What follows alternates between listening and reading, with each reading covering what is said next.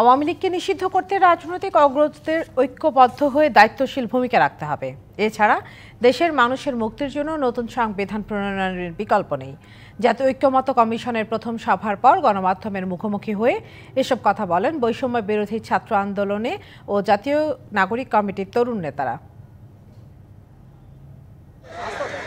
রাজধানীর foreign service একাডেমিতে জাতীয় ঐক্যমত্য কমিশনের প্রথম সভায় দেশের রাজনৈতিক দলগুলোর পাশাপাশি যোগ দেয় জুলাই আগস্ট ছাত্র জনতার আন্দোলনের নেতৃত্বে থাকা তরুণেরা।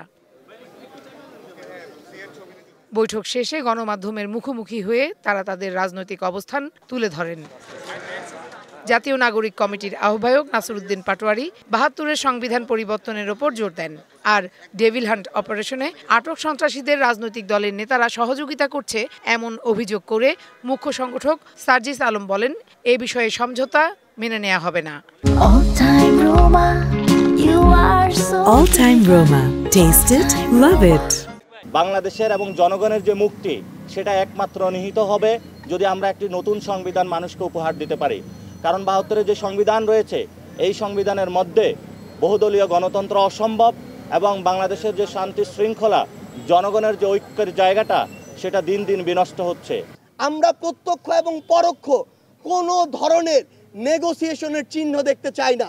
যারা দোষী, যারা খুনি, যারা খুনিদের দোষর, তারা যেই দলের যেই মতেরই হোক না কেন তাদের শাস্তি হতে হবে এবং এই বিচারিক প্রক্রিয়ায় কোনো ধরনের আমরা হস্তক্ষেপ প্রত্যাশা করি না। ৫ই আগস্ট পরবর্তী বাংলাদেশে আওয়ামী লীগ অপ্রাসঙ্গিক মন্তব্য করে দলটির নিবন্ধন বাতিলের প্রস্তাবনা দেয়া হয়েছে বলে জানান বৈষম্য বিরোধী ছাত্র আন্দোলনের আহ্বায়ক হাসনাত আব্দুল্লাহ।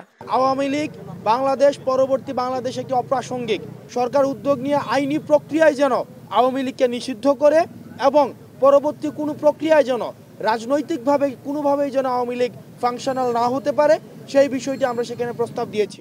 Farhana Juthi, DBC news, Dhaka.